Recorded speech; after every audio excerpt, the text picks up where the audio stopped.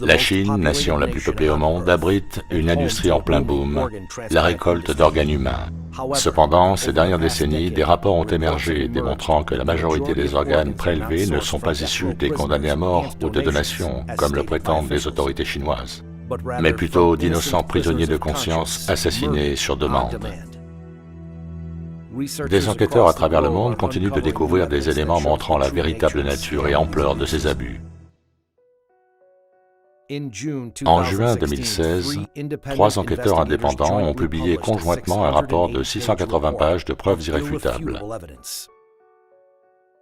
La Chine est à ma connaissance le seul pays au monde dont le gouvernement gère un programme industriel consistant à tuer des gens pour vendre leurs organes. On a des hôpitaux en pagaille et on a les détails très précisément. On parle ici de grands complexes hospitaliers avec pléthore de chirurgiens et d'équipes de prélèvement d'organes. J'ai été très surpris par l'énormité du chiffre et, comme je l'ai dit, c'est entre 6 et 10 fois plus que ce que les chiffres officiels annoncent. Des audiences ont eu lieu au Congrès américain, au Parlement britannique, au Parlement européen, ainsi qu'au Parlement canadien. La Chambre des représentants US a passé une résolution à l'unanimité condamnant le prélèvement systématique et forcé d'organes imposé par l'État chinois aux prisonniers de conscience non consentants. La Chine qui tue pour des organes, ce titre commence à faire la une des journaux un peu partout dans le monde.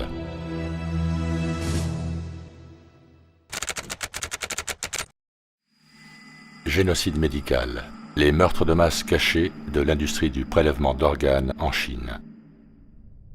Une enquête de 10 ans.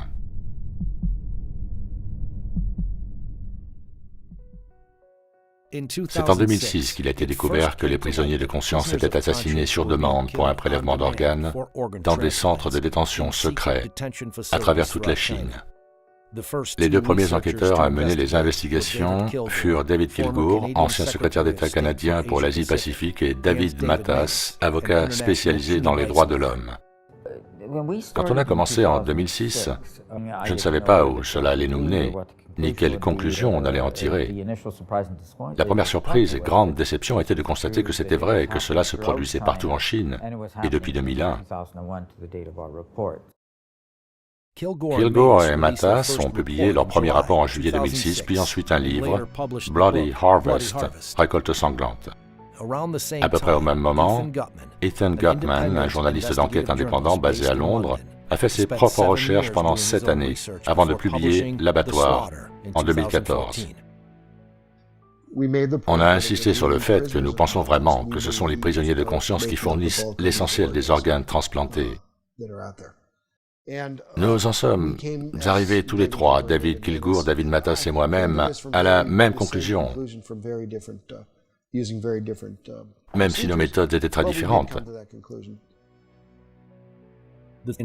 Ces investigateurs ont uni leurs forces et enquêté sur des centaines d'hôpitaux chinois spécialisés en transplantation d'organes et ont publié leur nouveau rapport conjoint en 2016. Ces 3 enquêteurs furent nominés pour le prix Nobel pour leurs travaux. Un nombre stupéfiant de transplantations. Il n'est pas facile de découvrir précisément l'ampleur de cette industrie de la transplantation d'organes en Chine, ni combien de victimes en découlent. Il a fallu 10 ans aux enquêteurs pour rassembler les preuves. Par exemple, en septembre 2013, Zhu Ji, directeur du centre de greffe du foie à l'hôpital du peuple de l'université de Pékin, déclara au China Economic Weekly « Notre hôpital pratique 4000 greffes de foie et de rein d'une année sur l'autre. »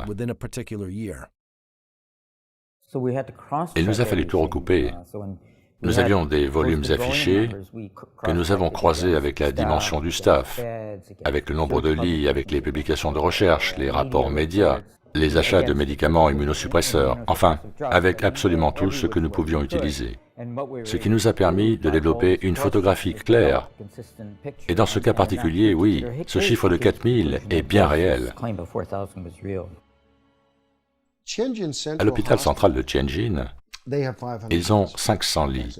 C'est même un peu plus maintenant. 500 lits dédiés à la transplantation d'organes et ils déclarent à plusieurs reprises avoir un taux d'occupation de 131%. Cela veut dire que sur un séjour entre 20 et 30 jours, ils font à peu près 5000 transplantations par an. Ces exemples montrent que ces chiffres de 10 000 transplantations par an avancés par les officiels chinois est facilement dépassé par juste quelques hôpitaux. Mais ces deux hôpitaux ne sont que la pointe de l'iceberg. Les enquêteurs ont découvert que 1000 hôpitaux spécialisés dans la transplantation d'organes ont déposé une demande de permis au ministère de la Santé en 2007 afin de pouvoir continuer leurs activités. Cela suggère que ces établissements répondent aux critères de capacité minimum imposés pour pouvoir obtenir la certification que le ministère délivre. 169 furent finalement certifiés. Mais si on considère les établissements fonctionnant juste au seuil minimum, parlons pas du reste, notre estimation actuelle est plus proche de 100 000 par an.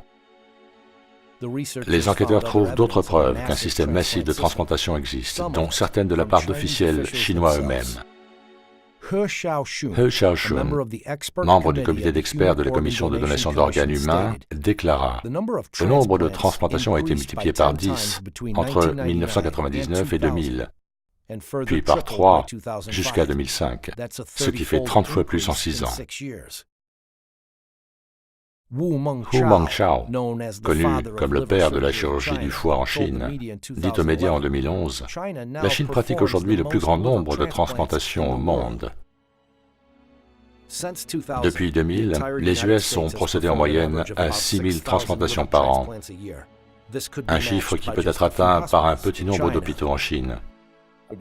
Et ils avaient une source intarissable d'organes disponibles sur demande, et la seule limite était la capacité en termes de lits. Donc ce que l'on a vu après 2001, c'est cet énorme boom dans la construction, de nouveaux lits, de nouvelles structures, de nouveaux centres, focalisés sur les transplantations. Donc le volume, quand le système opère en pleine capacité, augmente d'année en année.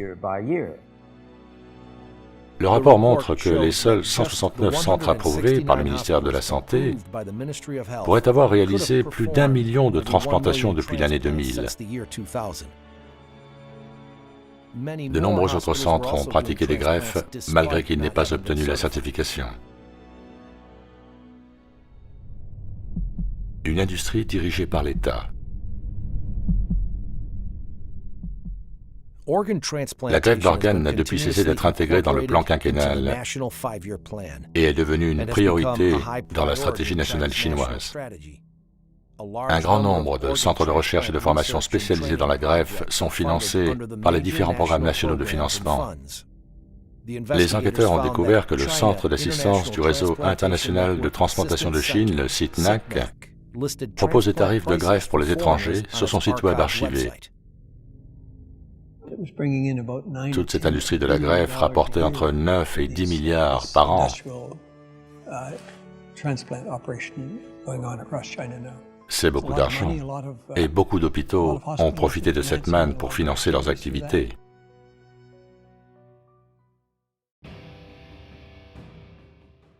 Et cette industrie est très surveillée par les leaders politiques, donc ils sont parfaitement au courant. Et également le fait que Wang Lijun, bras droit de Bo Xilai, concurrent à la présidence chinoise, et qui était l'un des policiers les plus connus de Chine, on le voit là, surveillant et dirigeant le trafic d'organes. Il avait un centre pour le faire, il a reçu une distinction pour ça, et plus particulièrement pour avoir inventé une nouvelle méthode d'injection létale. Il a pratiqué des milliers de greffes, qu'il avoue lui-même à la cérémonie officielle de remise de la distinction. Sur le site web de la CITNAC, on trouve ceci. Tous les remerciements doivent aller au gouvernement pour leur support nous permettant de réaliser un si grand nombre de greffes d'organes chaque année. Ceci est unique au monde. Transplantation sur demande. Les enquêteurs furent particulièrement choqués par un aspect de ces transplantations. Comme nulle part ailleurs au monde, elles se pratiquaient sur demande. Dans les pays pourvus de systèmes de donation et d'allocation avancés, les patients doivent attendre des années qu'un donneur se présente. Cependant, en Chine, l'attente n'est que de quelques semaines. Le registre des greffes du foie montre qu'en 2006, 27% correspondaient à des greffes urgentes, ce qui signifie qu'ils ont dû trouver un foie en quelques jours ou quelques heures. C'était en 2005 lorsqu'un de mes patients, déjà sur une liste d'attente pour une transplantation cardiaque, est venu me voir un jour et m'informa que son assureur, une société israélienne, venait de lui dire qu'il lui fallait aller en Chine dans 2 semaines, car il y était programmé pour y subir une transplantation cardiaque. Et je lui ai dit, mais comment une telle opération peut-elle être programmée à l'avance? Vous savez ce que ça veut dire, qu'une personne doit mourir le jour même de l'intervention? Il répondit qu'il ne savait pas, il est allé en Chine, il s'est fait transplanter un nouveau cœur, exactement à la date promise. Un hôpital du sud-ouest de la Chine prétend avoir des donneurs en attente de receveurs correspondants et promet également qu'en cas d'échec, ils recommenceront jusqu'à ce que la greffe soit réussie. En 2016, le chirurgien-chef du centre de transplantation d'un hôpital de médecine traditionnelle chinoise a publié une étude réalisée sur 50 patients de son établissement qui ont chacun reçu un nouveau rein à 2, 3 ou 4 reprises. Un autre exemple que je n'arrive pas à me sortir de l'esprit est celui d'un étranger qui est allé 2 fois en Chine. La première fois, ils lui ont apporté 4 paires de reins et aucune n'était compatible.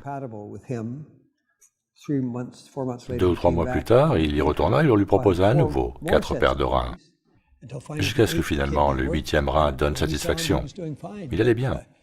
Mais 8 humains ont dû mourir pour ceci. Dans le nord-est de la Chine, déclare le site NAC sur son site, la Chine pratique les greffes rénales à partir de reins provenant de sources vivantes, ce qui n'a rien à voir avec les greffes rénales dont les reins proviennent de cadavres, comme cela se fait au Japon.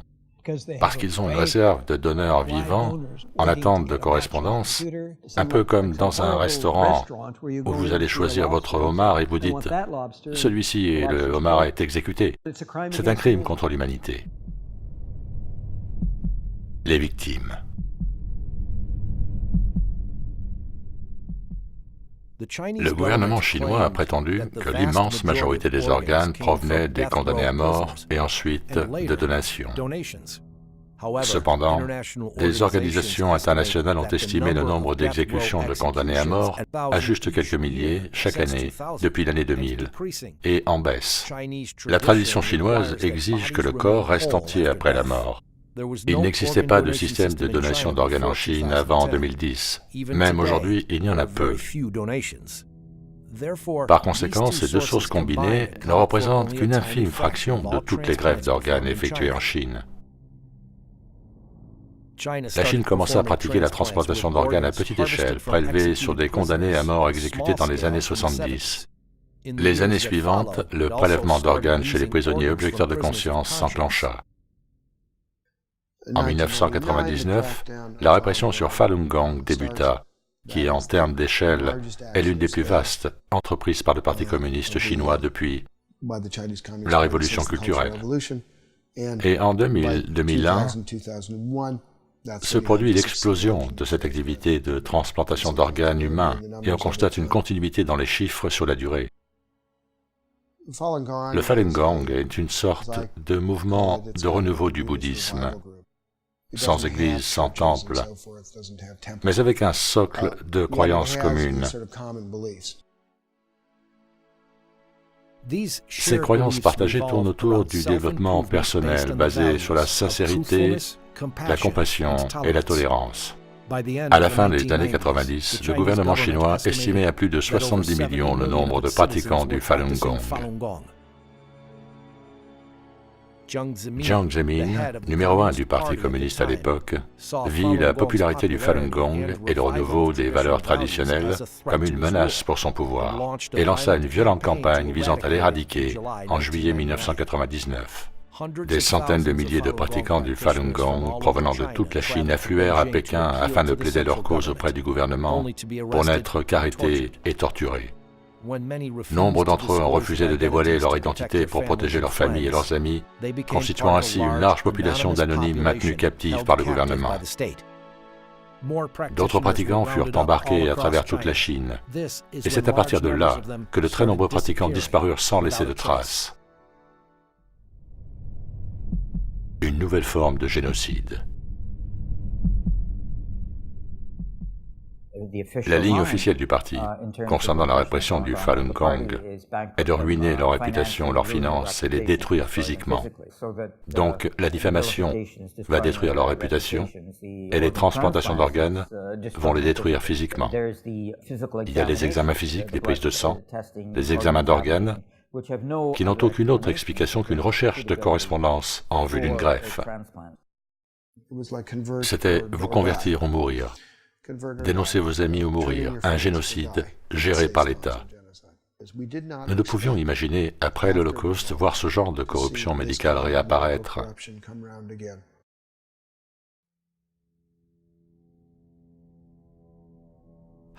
Comment des médecins, des gens formés pour soigner, peuvent-ils prélever des organes sur des êtres vivants pour des greffes? Enver Tohti est un chirurgien issu de la minorité ouïghour qui a été élevé et éduqué en Chine et qui vit actuellement à Londres. On lui demanda d'extraire les organes d'un prisonnier vivant en 1995. Et il vous empêche de penser par vous-même. Votre corps agit comme un robot et réalise les tâches pour lesquelles il a été programmé.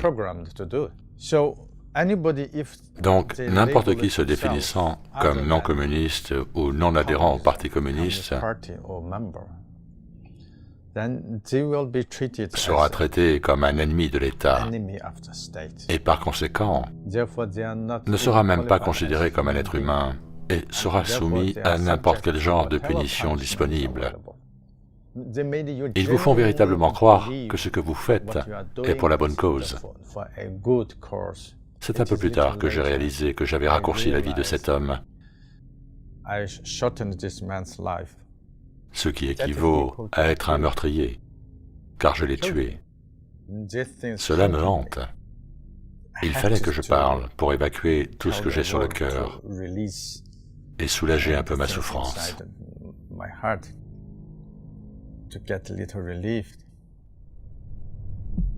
Un test majeur pour notre époque.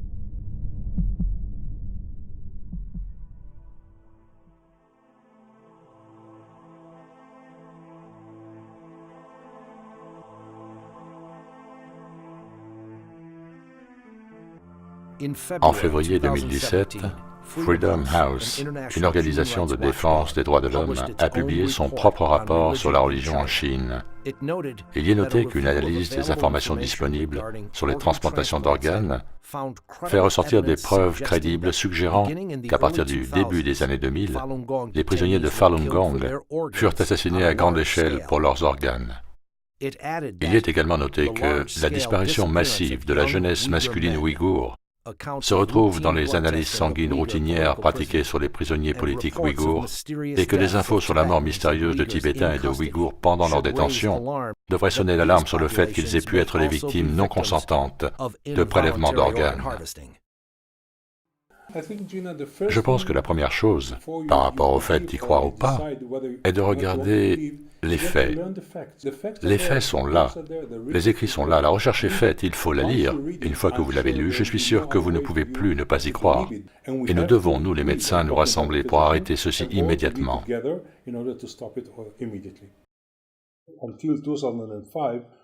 Jusqu'en 2005, nous n'avions pas de loi. J'ai découvert que les compagnies d'assurance israéliennes et certaines organisations de protection de la santé ont pratiqué le remboursement intégral vis-à-vis de leurs clients israéliens qui sont allés en Chine se faire transplanter des organes illégaux. Donc moi et mes amis, nous nous sommes réunis au Parlement, la Knesset, et en 2008, le Parlement israélien a validé la loi sur la transplantation d'organes qui interdit le remboursement de toute greffe d'organes obtenue de manière illégale n'importe où dans le monde. Et depuis lors, plus un seul Israélien n'est allé en Chine. En plus d'Israël, l'Espagne, l'Italie et Taïwan ont passé des lois interdisant à leurs ressortissants de se déplacer en Chine pour y recevoir un organe provenant d'une source illicite. Le prélèvement systématique d'organes organisé par l'État est un crime monstrueux. Je crois fermement que cette campagne de 17 ans visant à éradiquer Falun Gong restera dans l'histoire récente de la Chine comme une terrible honte. Quand j'écrivais mon livre The Slaughter, je me disais de temps en temps que j'écrivais l'histoire, et à la fin, j'ai réalisé que ce n'était pas le cas, que cela continuait toujours. C'est une nouvelle forme de génocide, réalisée par des gens parmi les plus respectés de la société. C'est un des tests majeurs de notre époque. Nous ne pouvons plus l'éviter.